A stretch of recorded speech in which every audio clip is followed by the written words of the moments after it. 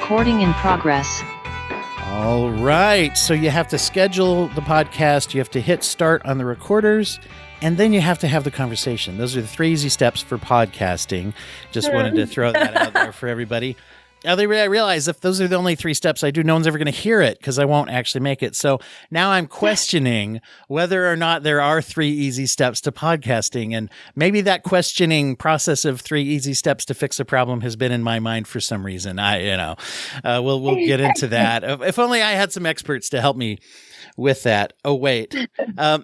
Welcome everybody back to The Broken Brain. As people know, we did a interview with the creators and star director of Playdate this week. And Nicole Murray was the one who set that up. And Nicole is joining me today with Paige Henderson about another wonderful and really exciting short film called 3 Easy Steps.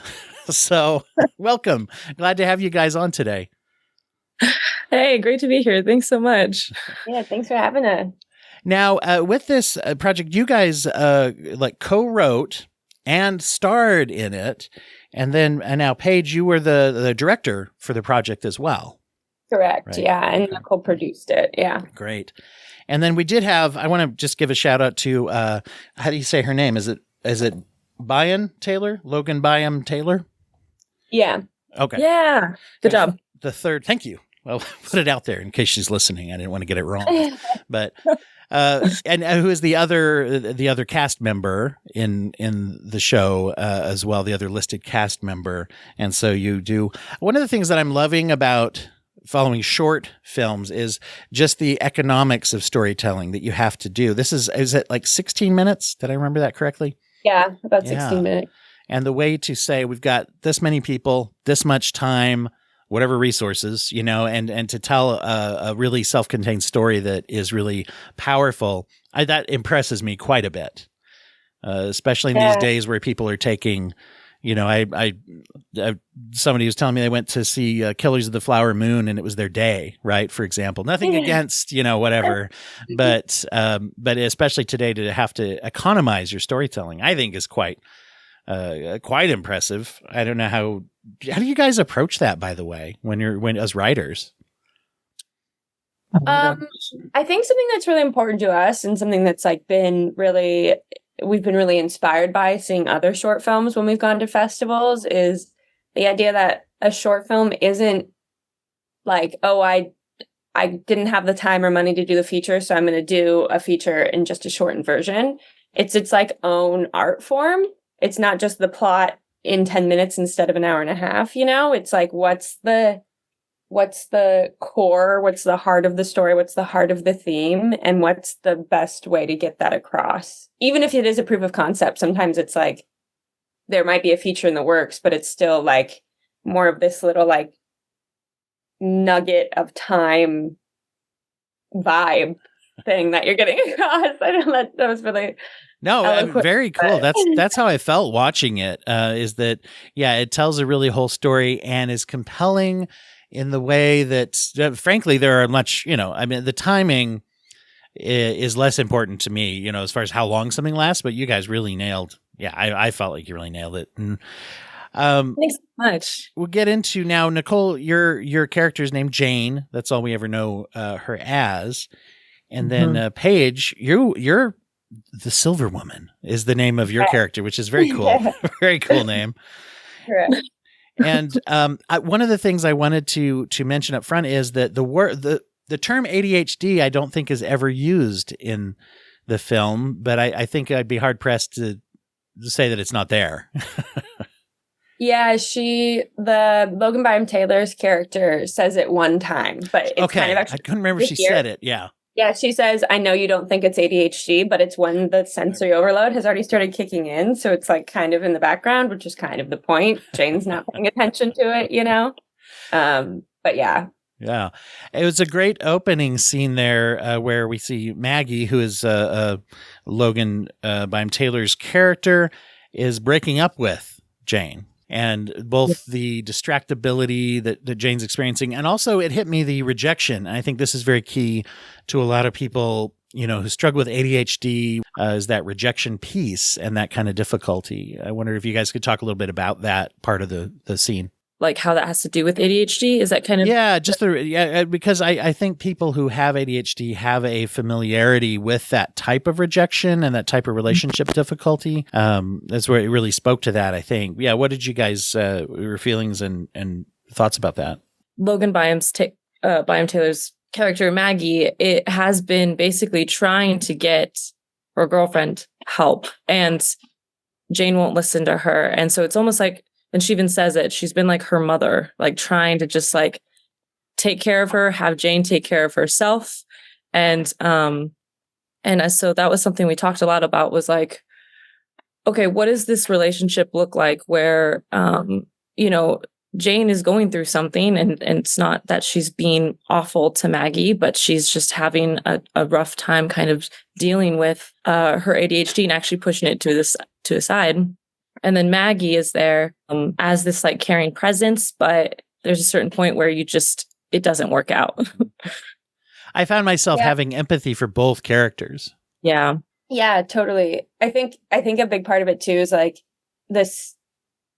the cyclical nature of it almost, where that's kind of why Jane doesn't even say anything when Maggie breaks up with her and then leaves, because like a big experience of my ADHD, as well as like, I think just a universal experience, whether you have ADHD or not, is that like cycle of shame and guilt of like, oh, I should have been being better to Maggie, and now I'm not saying anything, so now I'm not going to say anything. And you just kind of like guilt circle yourself into inaction because you feel guilty about not doing anything. And then so you don't do anything, but then you feel even guilty, And so I think that really sets the pace for the rest of the movie, and why Jane then is willing to do something to take the quote unquote the easy way out, because she has so many, she has so much evidence that she can't do things, which isn't true, but she tells herself that lie basically.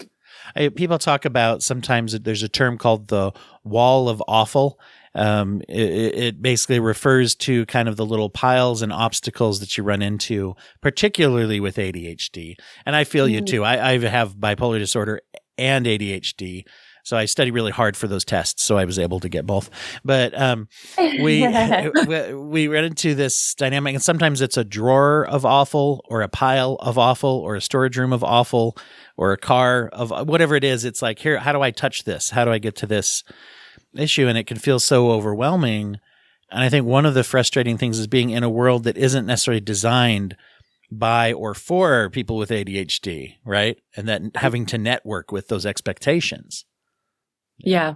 I mean, that's something we talk about with this film, is it's like at the crux of it all, it's what happens when the world tells you something is broken and needs to be fixed instead of cared for. And so you're totally right. That is a lot of what society and what a lot of these like self-help things are out there do say. The more cheap and easy and convenient ones that aren't actually caring for yourself and caring for that part of you. Yeah. Yeah. And when you're experiencing that, it is easy to turn to, or a tempting, attractive, whatever it is, to turn to some kind of a solution. And boy, it's such a funny time nowadays, because with the prevalence of like TikToks and video reels, and there's so many people that are putting out great content. I've interviewed some of these people once in a while that put out wonderful content that's super helpful. I see it with my own clients and therapy and stuff, and it's super helpful. But then there's also, I would say for every one of those, there's X number of ones that are just like, do this. And it's like, well, that's not really super helpful. And I feel like you guys were kind of playing with that a bit. Yeah. So Jane finds an article that starts off the whole chain of, unfortunate events, called 3 Easy Steps to Kill the Old You and Be Reborn. And that is based on a real article that Nicole and I found online.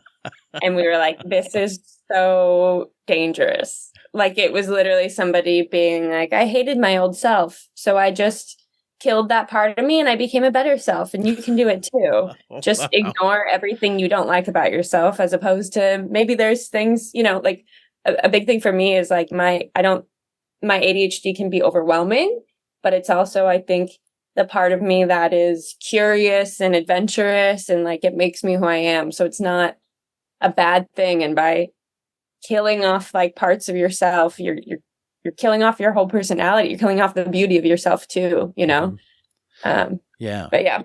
And there's a lot of the modern approaches to therapy embrace both a strengths-based, and I work a lot with what they call internal family systems, which is based off the belief that all of our emotional parts that make us up, they all are benevolent in intention, let's say, even those that are self-destructive at times. There's a part of that that's like at least trying to help us stop pain, or something there that if we get in touch, the answer is to really mend relationships with our parts, not kill them, right? Which is sort of still prevalent out there. Very interesting. Yeah. What role would you say that the concept of self-loathing or self-rejection, as well as just external rejection, plays in this story? Oh my gosh, such a big part. I mean, that's kind of why we have this very cyclic nature to, I know Paige mentioned the breakup, but actually even what happens between Jane and the Silver Woman. I don't know how much I should I give away stuff? Well, it's your guys' call. I like to talk about, and some of my questions actually are about the fantastical events, the otherworldly events. And then also, so it's really your guys' call if you want to try to save things, or we can give a disclaimer now to say past this point, spoilery. It's once again, it's up to you guys. Yeah, maybe spoilers past this point, because I think it's all worth, the conversation for sure, and directly ties to what you just mentioned. But yeah, so that's kind of where we talk about with the cyclic nature of even what happens between Jane and the Silver Woman, where she's not just fixed by killing off the part of herself that she hated.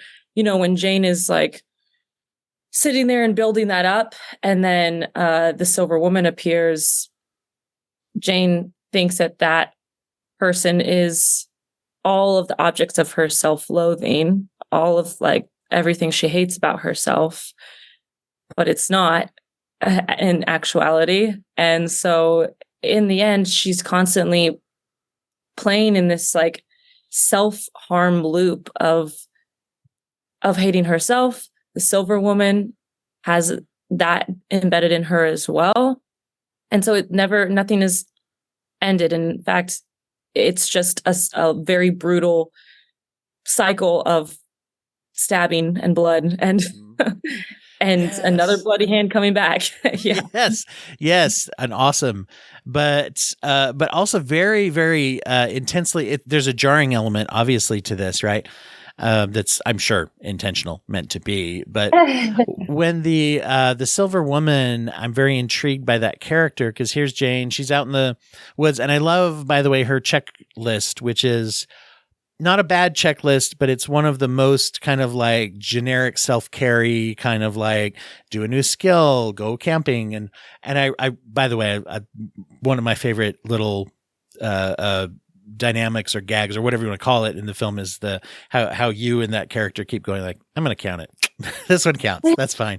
Crocheting sucks, but I'm going to count it. And I love that because maybe just because it spoke to me personally of what's the lowest bar for this being for this counting as self-care, right? But as she visualizes this article, and I thought it was very effective, by the way. You don't go into the article doesn't say, it just says visualize this part and kill it. And in this case, it becomes very literal, as she literally sees the Silver Woman appears in a mirror, and she's in this kind of would you call it psychedelic? The vibe of the room that she's in with all the colors. We call it the colorful world whenever we're talking about it. It's blocks, colorful blocks that are actually see-through, stained glass. That's kind of this, the mirrors are supposed to, I mean, literally she's trying to look at herself. So a mirror appears where you'd normally see yourself looking back. And instead she kind of is seeing into her psyche, where she's this part of her that she thinks is going to be the part of her she visualized she hates, but really it's a part of her she's been trying to keep trapped. It was an interesting choice that it wasn't just another Jane with a different haircut, or even just an identical looking back at yourself. It was a different person, first of all. And then, as you put it, there's this parts that she's been locking up. Yeah. What led to some of the genesis of the Silver Woman? Definitely when we were writing it, we went back and forth a lot, whether it would be like just literally another Jane or not. Ultimately, we decided on having her be kind of completely different, but dressed in all of the same clothing, because Jane really has tried to compartmentalize parts of herself with such negative effectiveness, but she's tried to like separate herself. So we kind of think like she tries to envision herself separate from these things she hates. She tries to completely being able to kill like her other self.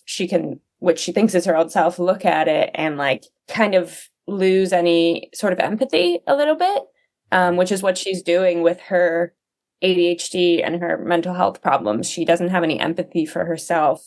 She doesn't have any care for herself or her problems, or she can't see the problems. I don't even really like saying problems, but she can't see like we talked about, the positives, the benevolence, the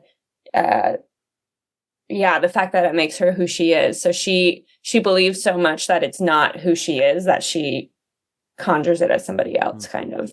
I was going to say, then the Silver Woman part is kind of that, like, the contrast between the colorful world that is her psyche and this colorless kind of woman coming out of it and removing herself from that. It goes back to this concept I'm hearing that you can't hate a part of yourself without hating yourself. Yeah. 100%. The concept that hit me that was very interesting was, here's this old self that I'm going to kill. Turns out this old self tries to kill back, right? Basically.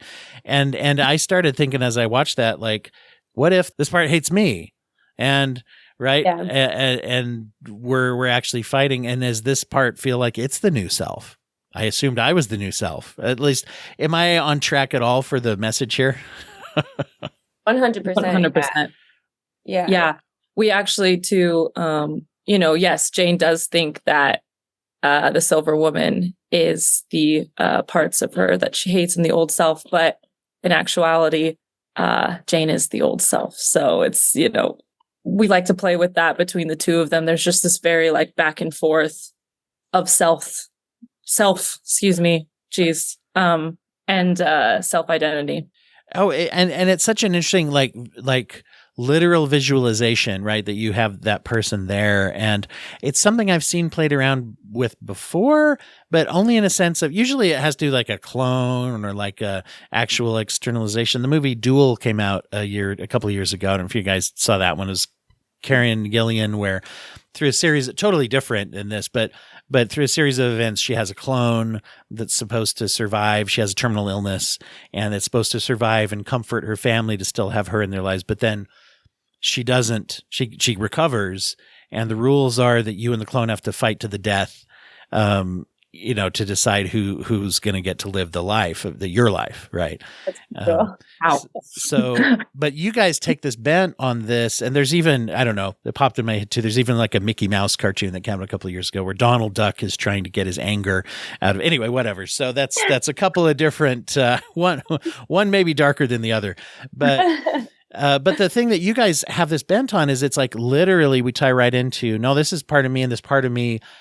And it really got me of how we spend so much time fighting ourselves when we can't embrace that once again, hate part of me, hate myself, right? There's no way around it. Does that make some sense? Yes, totally. Definitely. And again, that's kind of why we go back to that, like the cyclic nature of it's a never ending fight between the two of them. Mm-hmm. Yeah. Which is, again, spoiler alert, but why at the ending, the Silver Woman thinks she's she's won basically, and yet because she was just fighting with herself and just tried to kill off a part of herself. That's why the hand comes back. That's why she's like distracted again. Her ADHD is not gone. She's just not dealing with it. She's just shoved it all down. But like that, this cycle is going to keep happening until you care for yourself. Yes. Basically. Yes. There's a very jarring moment at the end, and I'm like, oh, that's Jane's hand. She's back. And I love that you wind it up in the diner too, where she's there. And I'm curious, the Silver Woman seems to have a feeling just about, oh, look at me, I'm different. I'm freewheeling, smoking in the diner even, right? There's this little element of that. And I wanted to ask about that moment where the Silver Woman then, before the grab, starts to notice the fingernails and how she's hyper focusing, and she looks very. You do this nonverbal. You're acting with your face there, and it looked concerned, like uh-oh. Yeah. Well, again, it's like that callback to that first scene where Jane is having, sensory overload. And I think, like basically when Jane thinks she's, visualizing or building all the parts of herself she hates, it's really like she's like, that's herself, and then she's pulling out what she thinks she should be, because the Silver Woman is like kind of take no attitude, smokes in a cafe, does stuff, like she does things. That's Jane's biggest thing, was she's like, she's so inactive, not even unmotivated, but just like she's like paralyzed. Yeah, that's a good word. And so when she's in the cafe and the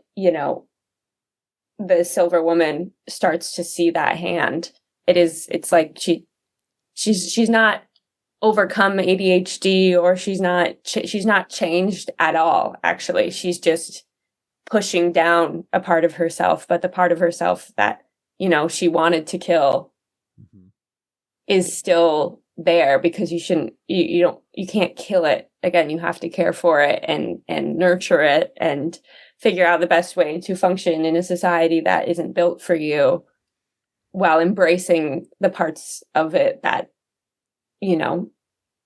make you who you are, or are wonderful. Yeah, that's a wonderful concept you mentioned, which is another reason not to kill off the part of myself. It's because I can't. I love that, what you just said. It's like, it doesn't even if it could, even if we try it, it's not going to work, actually. Yeah. Even if you physically manifested another version of yourself and then kill her, it still doesn't work. Yes. She's still there. What are some thoughts that you have about how people should actually approach this kind of thing of working with these parts of themselves, this coming to terms with that? And I'm sure this is something that you've had to question with yourself, but as opposed to these kind of quick fix, kind of just do this, do that, here's 3 easy steps. Totally. Well, for me, like first off, I say that this love letter, or this movie, was a love letter to myself to get help for my ADHD. Because even though Nicole and I were writing it together, as you write something, like what you're going through kind of goes out onto the paper. And then as I directed it, it became even more about like my specific experience, obviously. And oh my God, I just forgot the question as I was talking. No, just kind of guidance for people, or your thoughts about where to go instead of fleeing to the easy steps. This film was kind of my love letter to myself to get help for ADHD. And, when we started this process, like I hadn't even fully accepted that I had ADHD. But once I did, it was actually like a really empowering moment for me, because it felt like, okay, there's a reason, even though if everybody experiences things differently, like there's a reason I'm feeling certain ways, or I'm having these certain things, and there's things that I can do to, help myself cope. Or also a big part of it is not judge myself. Like a big thing that I get is that emotional dysregulation, which we see with Jane when she's meditating and suddenly screams and throws the journal and then just completely it just completely stops. It's like that. That's something that happens to me a lot. And when I, accepted I had ADHD, I started going to therapy for it. I started learning more about it. And I learned that was a common thing. First off, it makes you feel like a lot less alone. It feels, hate this word, but it makes you feel like less crazy. And it makes you be like, oh, this is something I can have like a system in place for when that happens. Just like take a couple of deep breaths and know that it's going to pass, and know that it's something that my brain did and not something that I need to be like, feel guilty over. As I'm talking about, I think that's a big part of what just even acknowledging something or labeling something, even though we all experience it differently, is for me in this sense is like, I feel like a lot of the guilt over myself has gone, and it's been more of like, okay, how can I approach this now in the best way? And women, like, I'm sure it's an incredibly common thing for women to be either misdiagnosed or not diagnosed with ADHD, and often get treated for the symptoms. They get like anti-anxiety medication or antidepressants, but like you're not actually treating the ADHD at all, because, like everything, we use our basis of the norm as what the male experience of ADHD is, and it looks so different in women. So yeah, I just think that there's so much power in acknowledging yourself and in having words to describe what's going on with you, so that you can look at it, with more empathy, and almost also as something instead of as like a nebulous, these things are quote unquote wrong with me. That was a long-winded answer. I loved it. Great. And you saw ADHD there was in action. People are pretty comfortable. If they're repeat listeners to this show, they're pretty comfortable with that. They're with me as the host. So, a lot of vulnerability built into this story then for you. Did that come up for you in any particular process more than others, like the writing part, the shooting, now that people get to watch it and see that? For me, this was a love letter to myself to get help, but I didn't, when we were writing it in pre-production, it took a while, and it was actually maybe like actually shooting it that I was finally really able to like go to therapy once a week. Like I had accepted I had ADHD, which was helpful, but something that's like quite interesting and is very vulnerable feeling is that during pre-production for this, like the month or two before we shot, was experiencing like the worst ADHD of my life. And I was really in a really, really like self-deprecating, guilty, shameful way. Like, and it was this weird experience where I was feeling, guilty and shameful that I couldn't get this shot list done, when it's a shot list about learning how to, embracing yourself and being okay with your problems, and learning like, okay, if I'm having a really bad week, then I just need to maybe I need to take a break instead of trying to force myself through this. But so it was kind of a really interesting dynamic, made for a lot of inspiration for the film, because there were moments that came to fruition during that time for me, because I was experiencing it to its most heightened degree. And so there's like elements of the film that are from that. Yeah, it was like kind of a shitty time. Did that inform your approach then to how you depicted Jane and the definitely part of her? Yeah, definitely. I mean, even like, even that moment that I was just talking about where she freaks out and throws the journal, I think in the first couple drafts when we were writing it, it was a little bit more tame. Yeah. Where she's just like, it's more of a quote unquote, I don't want to say normal, but like freak out. Mm-hmm. Whereas I was having a lot of those moments, and they were getting like really up and down bad. And so I, like, when we were working on it, to Nicole was like, let's have this be like a really, like, I want you to feel it like it's like this crazy up and down, like, and she did, she took that in and did it really well. And I think she did it in a way that for me, like, really, I really feel it. And something that's big to us too, that when we were writing and just became more and more prevalent while I was dealing with that, was like the genre switching is supposed to kind of mimic that emotional dysregulation. Like that moment again is, it's kind of funny when she's, to your point, they're like going to count that. It's like funny that she's messing up and she's being like, the sun, in a kind of a funny way. And then all of a sudden it's not funny at all.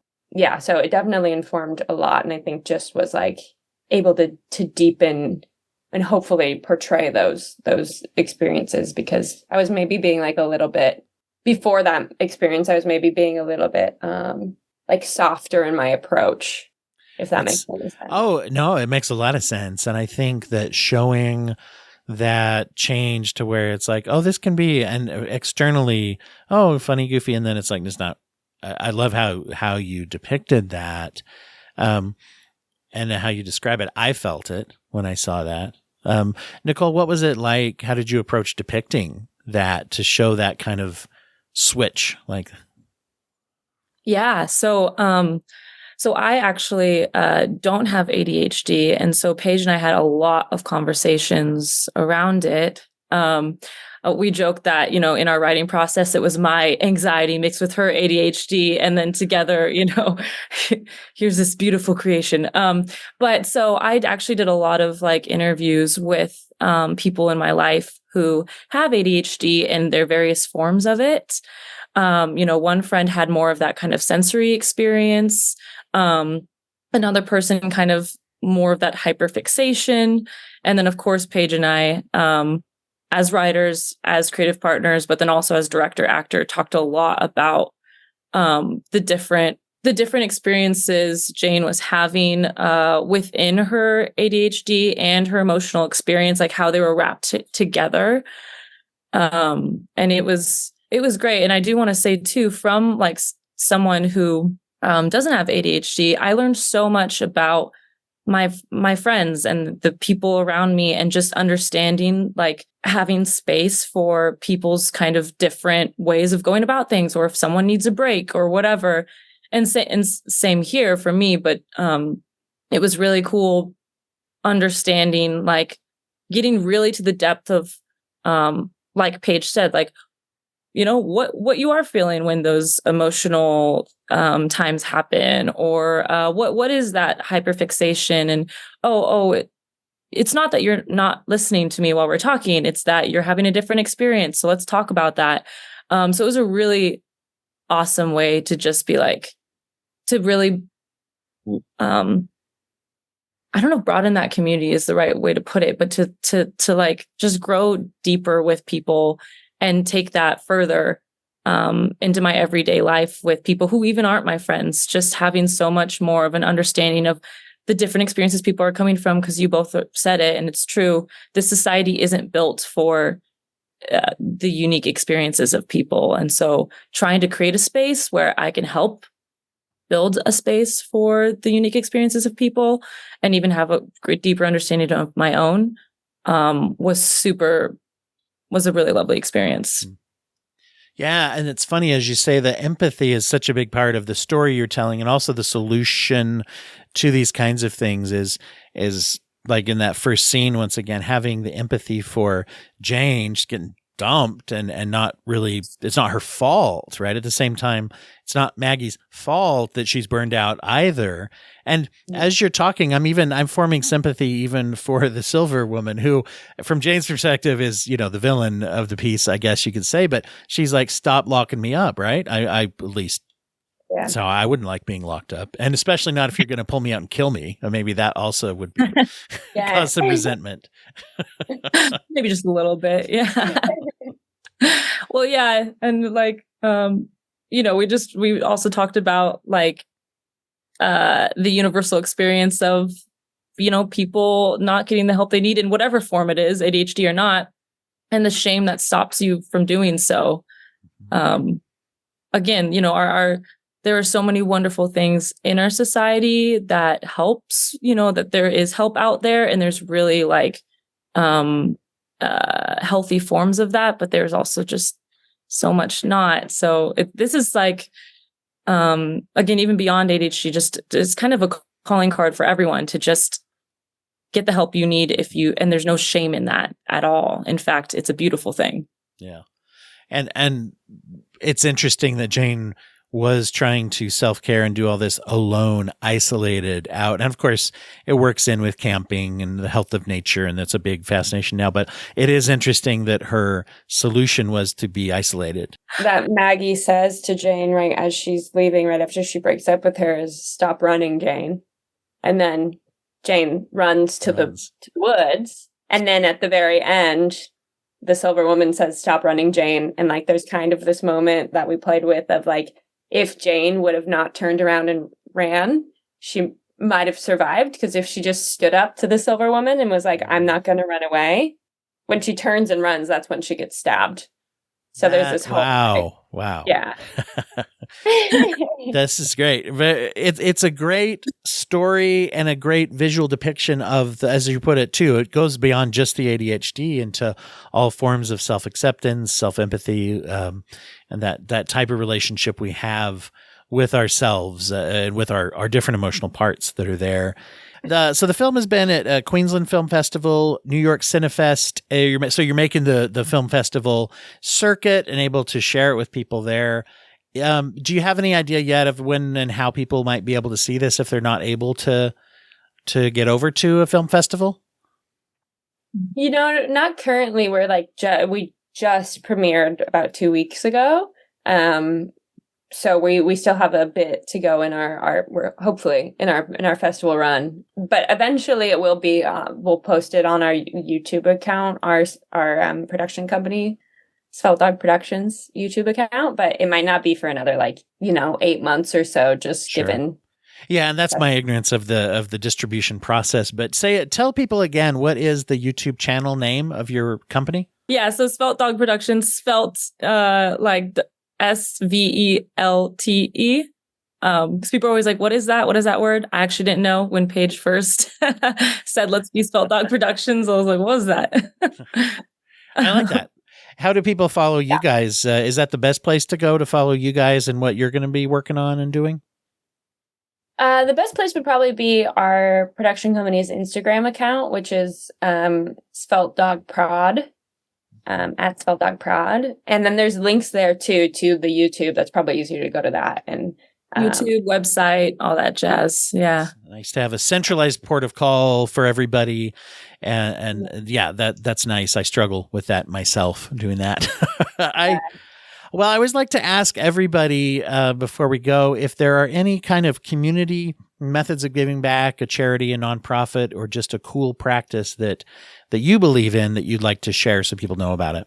There's an organization called Food Not Bombs that is in a bunch of cities and towns all over the world, and it's a really mutual aid based organization where you make food and then distribute it to your unhoused community. And it's all vegan food and normally happens once or twice a week, depending on the area. I know that there's a couple in LA, there's a couple in New York as well. And I know that there's some all over the world. So, cool.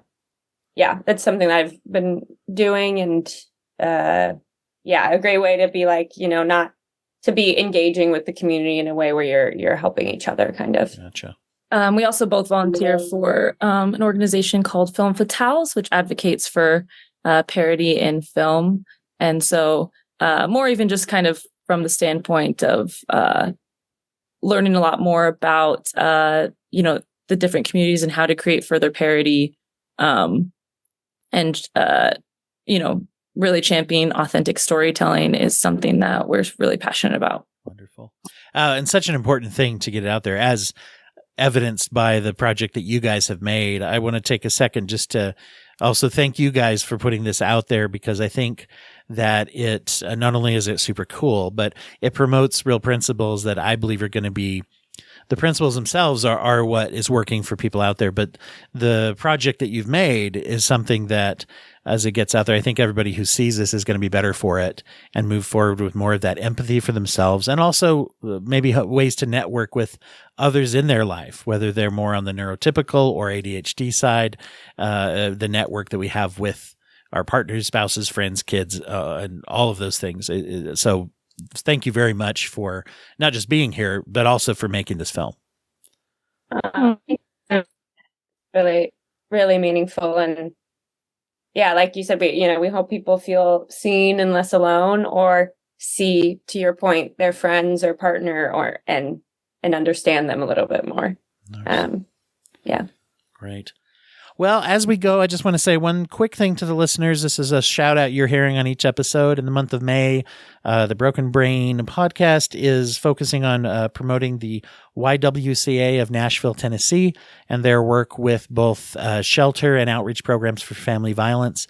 You can go to YWCA Nashville.com/donating if you want to get involved. And one of the coolest things they have there is an Amazon wish list where you can buy something on there for even just a couple bucks. And you'll know that as soon as it arrives at that location, it will be helping victims of domestic violence and their children to help them right away as soon as you do that. So that's something we're focusing on for the month of May, as well as if anybody ends up joining our little patron group. If you join in this month, then 50% of your donation monthly will go to the YWCA, either in the form of purchase things or just directly to them until the end of 2024. So just a quick little plug for that, our little service highlight, community highlight for this month. All right. Well, once again, Paige, Nicole, thank you so much. And great luck with the festivals. Yeah, Thank you. Appreciate it. This was fun.